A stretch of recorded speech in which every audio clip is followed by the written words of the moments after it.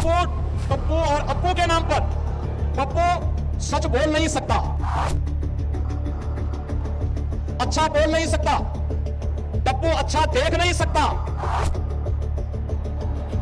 और अप्पू सच सुन नहीं सकता। सुशासन और विकास की एनडीए आएगा। जंगलराज और गुंडाराज ये आरजेडी और कांग्रेस की पहचान है। आज वे खानदानी माफिया को साकिब बना करके फिर से बिहार में जंगलराज लाना चाहते हैं। यही आरजेडी थी जो राम मंदिर की रथ यात्रा को रोकती थी। उत्तर प्रदेश में समाजवादी पार्टी है जो राम भक्तों पर गोली चला करके अयोध्या को नौलुहान करती है। बिहार की राजनीति में इस बार एक ऐसा चुनावी तूफान देखने को मिला जिसने पूरे माहौल को बदल कर रख दिया। भारतीय जनता पार्टी ने इस विधानसभा चुनाव में उम्मीद से कहीं अधिक सीटें जीतकर अपने विरोधियों को चौंका दिया है। राजनीतिक विश्लेषक इसे यूपी मॉडल की एंट्री कह रहे हैं और इस मॉडल के केंद्र में थे उत्तर प्रदेश के मुख्यमंत्री योगी आदित्यनाथ। यूपी के बुलडोजर ब्रांड की छाप बिहार में जिस तरह देखने को मिली उसने लोकसभा चुनावों की याद ताजा कर दी। योगी आदित्यनाथ ने बिहार में कई भव्य भीड़ भाड़ वाली ऊर्जावान रैलियां की, जहां हर सभा में जन सैलाब उमड़ा। उनका आक्रामक अंदाज, सरल भाषा और सीधे जनता के मुद्दों पर चोट करने वाला अंदाज युवाओं और पहली बार वोट देने वालों पर खास असर छोड़ गया। बिहार की धरती ज्ञान की धरती है, प्रगति की धरती है, समृद्धि की धरती है और संभावनाओं की धरती भी है। महात्मा बुद्ध को ज्ञान इसी धरा ने प्रदान किया था। आरजेडी और कांग्रेस का ये जो महागठबंधन बना है, इन लोगों ने पहचान का संकट खड़ा कर दिया। राजनीतिक विश्लेषकों की माने तो बिहार में बीजेपी की बढ़त का सबसे बड़ा कारण रहा यूपी की कानून व्यवस्था की मिसाल, जिसे लोगों ने बिहार में भी लागू होते हुए देखने की उम्मीद जताई। विकास और रोजगार पर योगी की तीखी बातें जो बेरोजगार युवाओं तक सीधी पहुंची। विपक्ष पर उनके तेज हमले जिन्हें सोशल मीडिया पर भी भारी समर्थन मिला। आपको ग्राफिक्स के जरिए बताते हैं कि योगी की रैली का असर कहां कहां दिखा। जहां योगी वहां जीत होगी।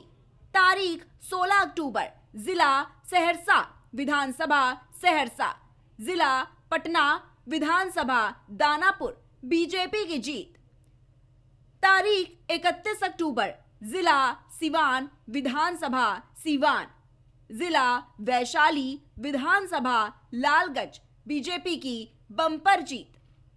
तारीख 3 नवंबर, विधानसभा केवटी, मुजफ्फरपुर, दीघा, बीजेपी की यहां भी बम्पर जीत। तारीख 4 नवंबर, जिला गोपालगंज, विधानसभा बैकुंठपुर, जिला लखीसराय, विधानसभा लखीसराय, यहां भी बीजेपी की बम्पर जीत। तारीख 5 नवंबर, जिला गया, विधानसभा वजीरगंज, यहां भी बम्पर जीत बीजेपी की। तारीख 6 नवंबर, जिला पश्चिम चंपारण, विधानसभा बगहा बेतिया, जिला सीतामढ़ी, विधानसभा परिहार, बीजेपी की यहां भी बम्पर जीत। तारीख 7 नवंबर, जिला पूर्वी चंपारण, विधानसभा रक्सौल, जिला पश्चिम चंपारण, विधानसभा लौरिया, बीजेपी की यहां भी बम्पर जीत। तारीख 8 नवंबर, जिला पूर्वी चंपारण, विधानसभा मोतिहारी पिपरा, बीजेपी की बम्पर जीत। तारीख 9 नवंबर, जिला अररिया, विधानसभा सिकटी नरपतगंज, जिला सुपौल, विधानसभा छातापुर, बीजेपी की यहां भी बम्पर जीत। वहीं कुछ जगह ऐसी भी है जहां पर सीएम योगी आदित्यनाथ का जलवा कम दिखाई दिया। सीट तो नहीं जीती लेकिन वर्चस्व कम नहीं हुआ। योगी की यहां फीकी पड़ी चमक। सहरसा कांग्रेस जीती, रघुनाथपुर में आरजेडी की जीत, सासाराम में राष्ट्रीय लोक मोर्चा की जीत, ढाका में आरजेडी की जीत, बिस्फी में आरजेडी की जीत, अररिया कांग्रेस जीती। यही नहीं, कई रैलियों में योगी ने बिहार की सांस्कृतिक विरासत, महापुरुषों और जनता की मेहनत की प्रशंसा कर भावनात्मक जुड़ाव भी बनाया।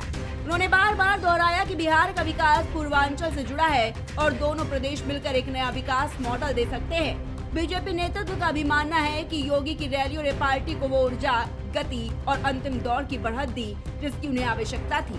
कई क्षेत्रों में जहां मुकाबला कड़ा था, वहां एक सभा ने मतदान का रुख बदल दिया।